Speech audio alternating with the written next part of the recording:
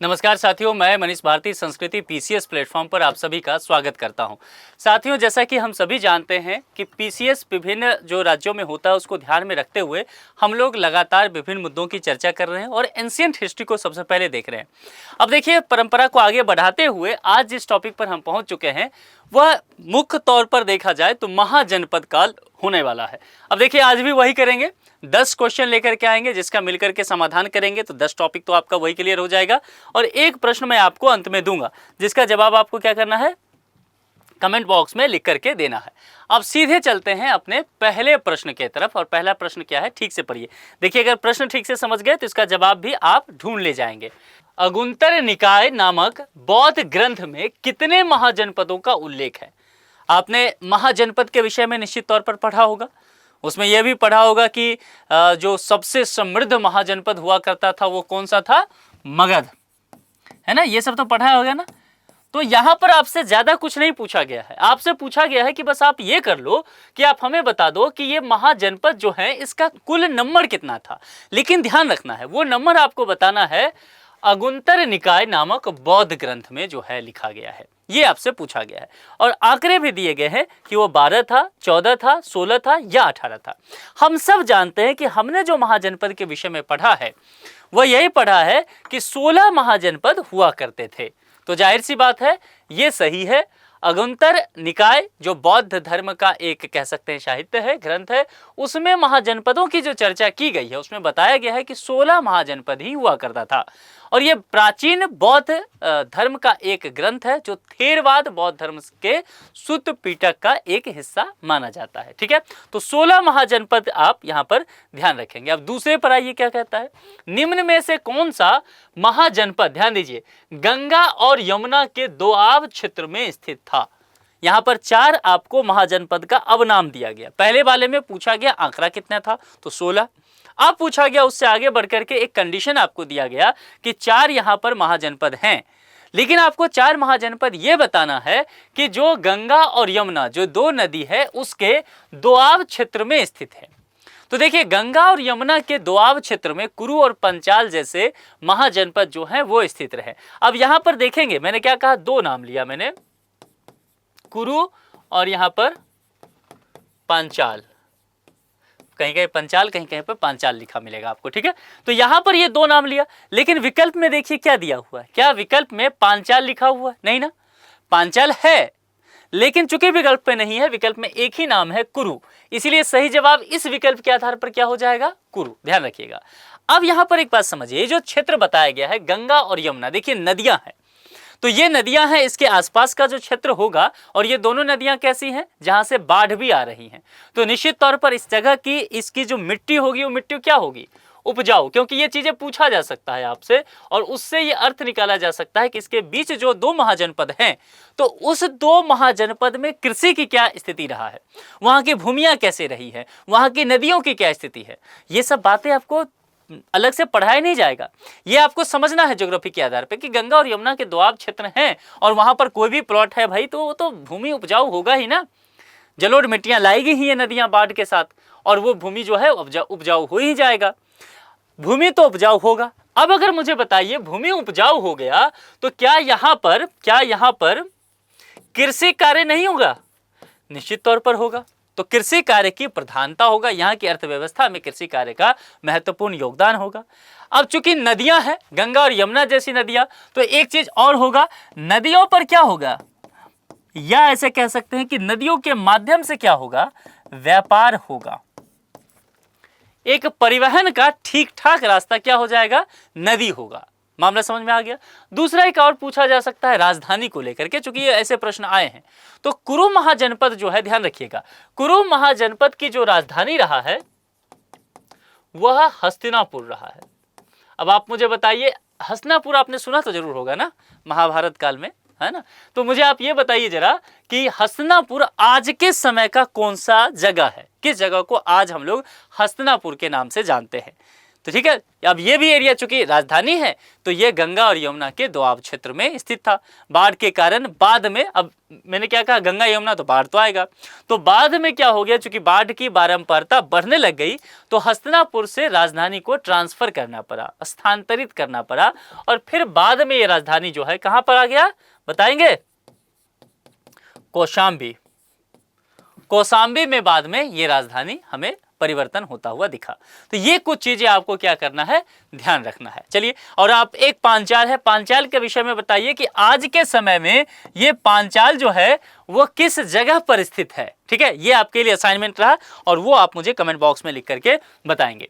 अब चलिए तीसरे प्रश्न पर चलते हैं। तीसरा क्या कहता है, बौद्ध ग्रंथ, एक बौद्ध ग्रंथ की चर्चा की गई है जहां जिसका नाम है महावंश। पहली बात क्लियर, में किस महाजनपद को भारत का सबसे शक्तिशाली राज्य कहा गया है। अगर लेक्चर की शुरुआत में आपने ध्यान दिया होगा तो मैंने शुरुआत ही यहां से किया था। इसमें कोसल, वजी, मगध, पंचाल ये देखने को मिलेगा। अब देखिए, बौद्ध ग्रंथ जो एक है महावंश, उसमें अगर देखा जाए तो मगध को भारत का सबसे शक्तिशाली राज्य कहा गया। जो 16 महाजनपद था उस 16 में कहा गया कि भाई मगध जो है सबसे अधिक समृद्ध रहा, सबसे अधिक शक्तिशाली रहा। आज मगध कहाँ है, आज के बिहार में पड़ता है मगध। ठीक है, और मगध साम्राज्य का विस्तार इतना होता है साथियों कि आज की अगर स्थिति देखा जाए तो सिर्फ नॉर्थ ईस्ट का कुछ हिस्सा अगर आप छोड़ दें, आज का जो नॉर्थ ईस्ट का हिस्सा है और आज के कुछ जो द्रविड़ राज्य है साउथ के, इस हिस्सा को अगर आप छोड़ दें तो लगभग पूरे भारत पर नियंत्रण मगध ने कर ही लिया था। और इसका जो राजधानी है वह अपने आप में बेहद महत्वपूर्ण था, जो आज का हम लोग राजगीर कहते हैं, उस समय राजगृह हुआ करता था। बाद में जिसको पाटलिपुत्र यानी कि आज का पटना, वहां पर स्थानांतरित भी किया गया। तो कुल मिलाकर के मगध की शक्ति जो होता है इसके कई कारण रहे। एक कारण तो भौगोलिक स्थिति कहिए इसका, क्योंकि राजधानी ही 5 पहाड़ियों से घिरा। आप राजगीर कभी घूमने जाइए, आज भी आपको 5 पहाड़ियों से घिरी हुई जगह मिलेगी। इसके अलावा जो मिट्टी है वो उपजाऊ है, जलोढ़ मिट्टी है वहां पर। और दूसरी बात जो सबसे महत्वपूर्ण क्या होता है, शासक, राजा कैसा है, उसका पॉलिटिकल विल कैसा है, किस हिसाब से चीज़ों को वो देखता है। और जिसमें अगर देखेंगे मगध के पास तो वो बिंबिसार या अजातशत्रु ऐसे कुशल शासक इसको मिलता है।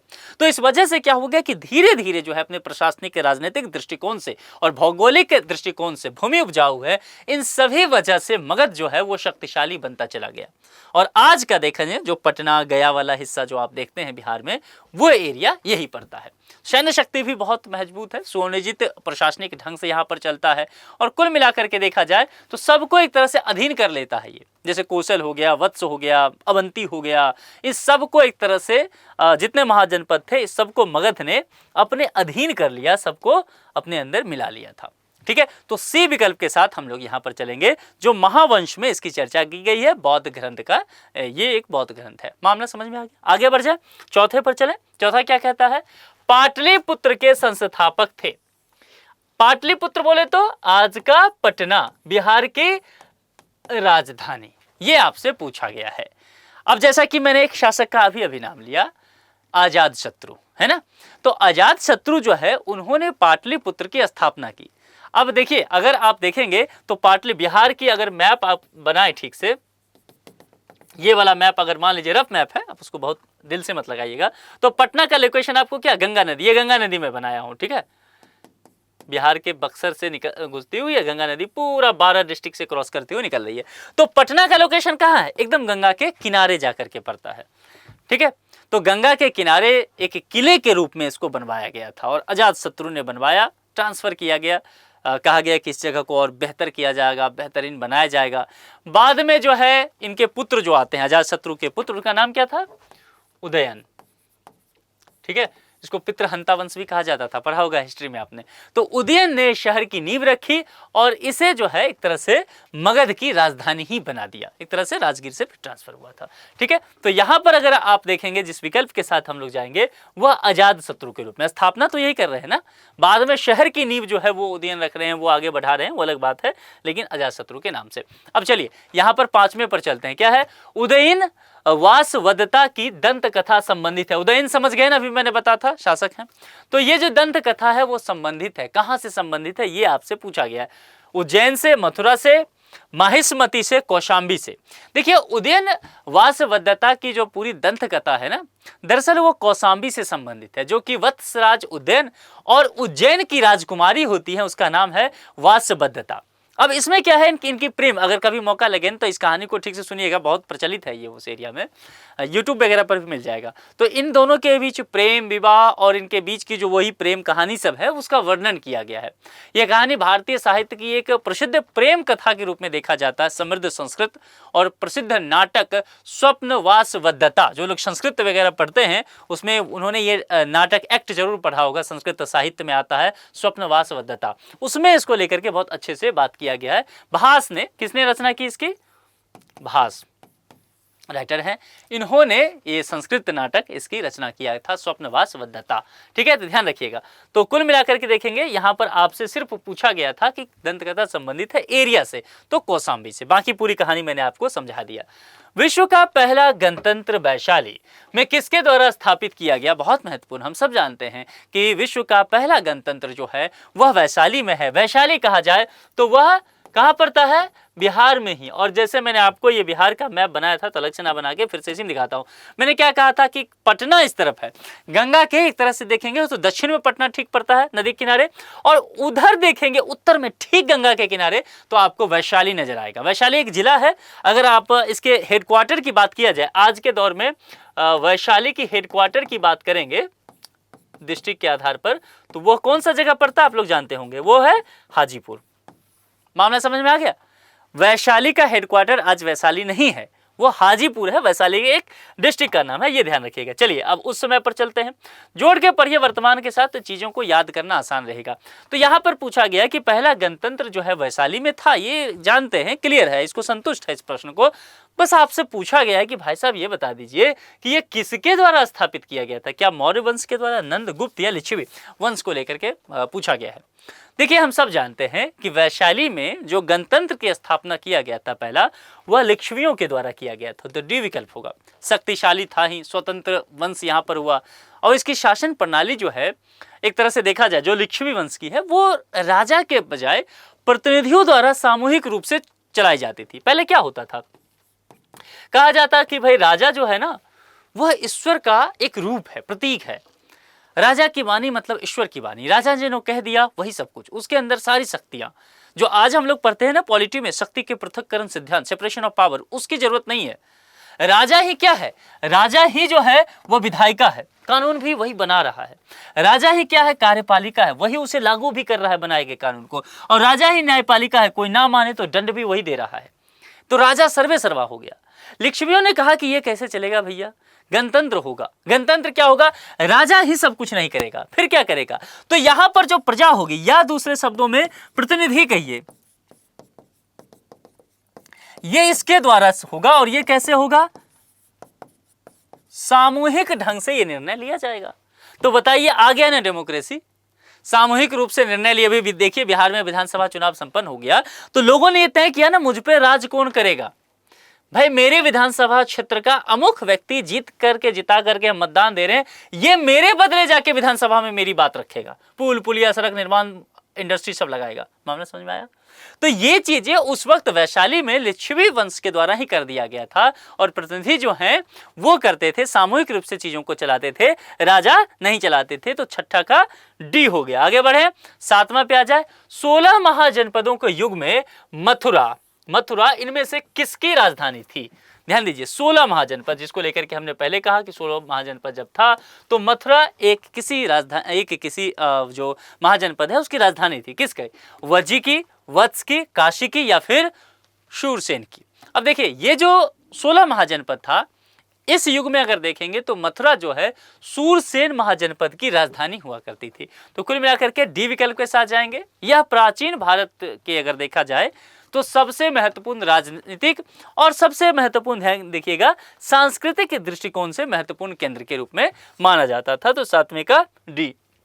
आठवां आ जाए। आठवां बहुत अच्छा है, देखिए गोदावरी नदी के तट पर स्थित महाजनपद था। इसीलिए मैंने अच्छा कहा कि नदी वगैरह को लेकर के जब बात आए ना, किसी नदी के किनारे कौन सा शहर है, कौन सा राज्य है, कौन सा साम्राज्य है, ये सब चीजें आए तो थोड़ा गौर से पढ़िए। क्योंकि पीसीएस के पैटर्न को देखा गया है, अगर आप पीवाईक्यू देखते होंगे प्रीवियस ईयर क्वेश्चन, तो आप देखेंगे इससे बहुत इस तरह के प्रश्न आपको देखने को मिलेगा, बहुत ज्यादा भरतेरे। और ये नहीं कि बिहार में पूछा या यूपी में पूछा, जहां जहां भी पीसीएस हुआ इस तरह के प्रश्न आए हैं। एक पैटर्न को समझिए, तो ध्यान रखना है अगली बार से नदियों को लेकर के जब बात की जाएगी आप चौकन्ना होंगे। ठीक, अब देखते हैं यहाँ पर गोदावरी नदी के तट पर स्थित महाजनपद था 16 में से कौन कौन सा? अवंती, वत्स, अस्सक या फिर कंबोज। अब देखिए यहां पर ठीक से समझिए, गोदावरी नदी की जब बात करेंगे ना तो वहां के तट पर जो है एक महाजनपद था, उस महाजनपद का नाम था, ठीक से समझिए, उसका नाम था अस्मक, है ना। अब आप कहेंगे सर आपने कहा अस्मक है, लेकिन इसमें तो अवंती दिख रहा है, वत्स दिख रहा है, अस्सक दिख रहा है, कंबोज है। भाई अस्मक तो कहीं नहीं दिख रहा है। हाँ नहीं दिख रहा है, ये बात सही है, पर इसका नाम अस्मक ही था साथियों। बाद में इसे जो है बोलचाल में अस्सक या अस्सक्का भी कहा जाता था, अस्सक्का। अब ये जगह जो है, अब देखिए थोड़ा सा द्रविड़ भाषा का है। क्यों द्रविड़ भाषा? ये जो है दक्षिण भारत में है ना, गोदावरी नदी से समझ गए ना, नदियों से क्षेत्र का आपको आइडिया लगना चाहिए। तो गोदावरी की, जैसे मैं कहूंगा गंगा, तो सीधे दिमाग कहाँ आएगा? यूपी बिहार आइए, उत्तर के मैदान में यमुना। अगर मैंने कह दिया ब्रह्मपुत्र, कहाँ जाना है? नॉर्थ ईस्ट चीन, चलिए वहां पर चीन और वो असम वाला एरिया। ऐसे समझना है चीजों को। मैं रावी बोल दूंगा तो चलेंगे ना आप पश्चिम में। तो कुल मिलाकर के यही, तो मैंने कहा गोदावरी, तो दक्षिण चलना है सीधे, ठीक है। और गोदावरी में जाएंगे तो भाषा का ध्यान दीजिए, द्रविड़ भाषा है, तमिल, तेलुगु, उसके बाद कन्नड़, मलयालम, ये भाषाएं हैं, तो उसके हिसाब से शब्द पे भी ध्यान देना पड़ेगा। तो अश्मक था, जिसे बाद में अस्सक या अस्सक्का कहा गया। दक्षिण भारत का एक चीज और पूछा जाता है, दक्षिण भारत का एकमात्र ये महाजनपद है। दक्षिण भारत में एक ही जनपद है, बाकी सब आपको दिखेगा उत्तर में, तो दक्षिण का एकमात्र महाजनपद के रूप में अस्सक दिखेगा गोदावरी नदी के तट पर। इतना क्लियर हो गया? बहुत बार पूछा गया, इसीलिए मैं बार बार इस पर ध्यान दिलाया कि आप इसको थोड़े से ठीक से समझिए। इससे एनसीईआरटी भी आपका क्लियर होता चला जाएगा। आप देखिएगा, आप निकाल के देखिए, जो भी मैं जैसे आज महाजनपद का पढ़ा रहा हूँ, आप देखिए प्रश्न बचेंगे नहीं, आपके सारे टॉपिक हो जाएंगे। निम्नलिखित में से कौन एक मगध साम्राज्य की राजधानी रही? नहीं, देखिए क्या है, नहीं रही। पुछल्ले शब्द पर क्या करना है? ज्यादा ध्यान देना है, क्योंकि हम लोग कैसे पढ़ लेते हैं, निम्नलिखित में से कौन एक मगध साम्राज्य की राजधानी है, वाह चलो आगे, इधर गलत हो जाएगा। पुछल्ले शब्द पर ध्यान दीजिए, नहीं है पूछा गया है, ठीक है। अब देखिए यहां पर चलिए आते हैं, 4 विकल्प है। अब प्रश्न ये भी बनता है कि क्या भाई मगध साम्राज्य की 4 राजधानी है, कोई एक ही नहीं होगा? चलो क्या 3 राजधानी है? देख लेते हैं। गिरिव्रज, राजगिरी, पाटलिपुत्र, कौशाम्बी। कुछ मामला समझ में आ रहा है क्या है? देखिए जब कौशाम्बी की चर्चा करेंगे तो मगध की राजधानी के तौर पर कहीं भी कौशाम्बी का नाम आपको देखने को नहीं मिलेगा। फिर नाम क्या मिलेगा? अब देखें मैंने क्या कहा, 5 पहाड़ियों से घिरा हुआ एक क्षेत्र है, 5 पहाड़ियों से घिरा हुआ क्षेत्र है, जिसका नाम क्या है? राजगृह है। और इसी को मगध ने अपना क्या किया? राजधानी बनाया। इसीलिए तो मैंने कहा सबसे सुरक्षित राजधानी ये हुआ। कैसे करोगे अटैक भैया? पहाड़ है चारों तरफ, चलो पहाड़ पास करो, तब तो मगध तो शक्तिशाली होगा ही, साम्राज्य मजबूत हो रहा है, खजाना इधर है, लुटोगे कहां पर? ठीक है, लुटेरे वहां तक पहुंच नहीं पाएंगे, अटैक करेगा कोई दूसरा साम्राज्य कैसे? तो मजबूत तो होगा ही। तो कुल मिलाकर के राजगिरी यहां से मजबूती देता है जगह को। और चूंकि क्या कहा, गिरी से घिरा हुआ है, 5 पर्वत, 5 गिरी पर्वत को कहते हैं ना, गिरी कहते हैं, तो इसीलिए इसका नाम जो है आगे चल करके या उसी समय कह सकते हैं एक और नाम गिरिवज भी रखा गया। गिरिवज किसका नाम है? राजगिरी का ही नाम है। और आजकल इसी को राजगिरी, गिरिवज, इसी को आजकल हम लोग कहते हैं राजगीर। बिहार में अभी क्रिकेट इंटरनेशनल स्टेडियम का उद्घाटन हुआ चुनाव से पहले, कहां पर? राजगीर, है ना। स्पोर्ट्स कॉम्प्लेक्स बने कहां पर? राजगिरी। वो शीशा वाला पुल बना, राजगीर। ध्यान दीजिएगा, बहुत फेमस जगह है राजगीर। तो यहां पर देखा जाएगा तो इसका इतिहास बहुत पुराना है। अच्छा एक चीज और, बाद में जो शासक आते रहे मगध में, तो उन्होंने क्या किया, मतलब राजधानी परिवर्तित करते रहे। तो राजधानी परिवर्तित भी किया तो पाटलिपुत्र ले गए। पाटलिपुत्र क्यों? नदी के किनारे, गंगा नदी के किनारे ले जाएंगे, किला के रूप में बनाएंगे, वहां से कनेक्शन बढ़िया होगा, कनेक्टिविटी बढ़िया हो जाएगा, समझ रहे हैं। तो पाटलिपुत्र, जिसको आज का पटना कहा जाएगा। तो ये दोनों तो एक ही नाम है, और ये आज का पटना ही रहा है, ये दोनों एक ही नाम और ये दोनों राजधानी रहा, लेकिन कौशाम्बी से इसका दूर दूर तक कोई कनेक्शन नहीं है राजधानी के तौर पर। मामला क्लियर हो गया, आगे बढ़ जाए, डी जवाब हो गया। चलिए आज के आखिरी टॉपिक पर क्या है, वर्तमान उत्तर प्रदेश में, बहुत बढ़िया प्रश्न है, यूपी पीएससी जो लोग भी दे रहे हैं, देने का इरादा रखते हैं दमखम, इस प्रश्न को नोट करके कहीं पर रख दीजिए, ठीक है, बहुत बार आया है। वर्तमान उत्तर प्रदेश में भारत के प्राचीनतम 16 महाजनपदों में से कुल कितने महाजनपद स्थित थे? क्या प्रश्न है, ये हमने देख लिया, देखिए रिवीजन भी करा दिया है। ये बता दिया है कि भारत में अगर प्राचीन भारत में जाएंगे तो 16 महाजनपद है। ठीक है भैया, हम जानते हैं 16 महाजनपद है, पता है हमें। तो बोला कि 16 महाजनपद में उत्तर प्रदेश में, यानी कि एक हिंट मिल गया कि 16 महाजनपद में कुछ महाजनपद हैं जो उत्तर प्रदेश में रहे हैं। चलो ये भी मिल गया। अब कह रहा है कि दूसरा फैक्ट मिलने के बाद तो चलो ये बता दो कि उत्तर प्रदेश में 16 में से कितना था।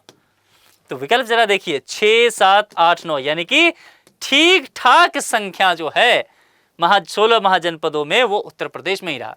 और दक्षिण में कितना है? एक, वही असक्का है ना, गोदावरी के तट पर। तो दक्षिण में तो एक ही महाजनपद गया।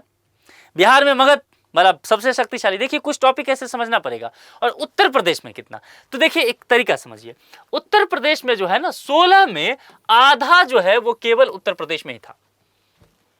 आज के उत्तर प्रदेश की कहानी कह रहा हूं। 16 महाजनपद पूरे भारत में, उसमें से 8 केवल उत्तर प्रदेश में।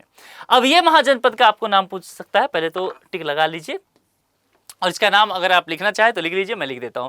जैसे कि आज के तौर पर अगर देखेंगे, एक काशी, ठीक है चलिए एक काशी हो गया, दूसरा कोसल, देखिए दोनों महत्वपूर्ण है काशी और कोसल। तीसरा एक और आ जाएगा मल्ल। आज के तौर पर चौथा अगर देखेंगे तो चेदी भी। इसके अलावा देखेंगे वत्स भी यहीं से आएगा। कितना हुआ? 1, 2, 3, 4 और 5। इसके अलावा मैंने 2 और बताया था, एक कुरु बताया था है ना, 6, एक पांचाल बताया था। कहीं कहीं पांचाल, कहीं कहीं पर पांचाल देखने को मिलेगा, दोनों है। और एक मैंने और बताया था आपको सूरसेन, कहीं पर शूरसेन रहेगा, कहीं पर सूरसेन है। बात देखिए, ठीक है। तो कुल मिलाकर के देखेंगे तो कितना हो गया? 4 और 4 8 हो गया ना 8। तो उत्तर प्रदेश में जो मतलब 16 महाजनपद था, उस 16 महाजनपद में हमने देखा कि उत्तर प्रदेश में 8 महाजनपद हैं अकेले। और 8 महाजनपद की नाम है काशी, कोसल, मल्ल, चेदी और उसके बाद वत्स, कुरु, पंचाल और शूरसेन। ठीक है, याद रहेगा, ये बहुत पूछा गया है, बहुत इंपॉर्टेंट है। ठीक है, तो इसको ध्यान रखना है। बाद बाकी जो दोआब क्षेत्र मैंने कहा, गंगा और यमुना क्षेत्र में, उसमें कौन सा पड़ता है, खास करके गोदावरी के नजदीक कौन पड़ता है, और मगध तो इंपॉर्टेंट है ही। गौतम बुद्ध के समय का प्रसिद्ध वैद्य जीवक जिसके दरबार से संबंधित था, उसका नाम यहाँ पर है। क्या वो बिंबिसार था, चंद्र प्रदोत्त था, प्रसेनजित या फिर उदयन? ये 4 विकल्प है, कोई एक सही होगा। जो भी आपको सही लगता है क्या करना है, कमेंट बॉक्स में लिख करके आपको बताना है। ठीक है, आज के लिए इतना ही। महाजनपद हो गया आपका। तो महाजनपद में और कुछ प्रश्न है, कोई टॉपिक है, आप मुझे लिख के भेजिए, मैं उस पर चर्चा कर लूंगा। और लेक्चर कैसा लगता है ये मुझे कमेंट बॉक्स में लिख करके जरूर बताइए। आज के लिए इतना ही। जुड़ने के लिए आप सभी का बहुत बहुत शुक्रिया। Thank you so much.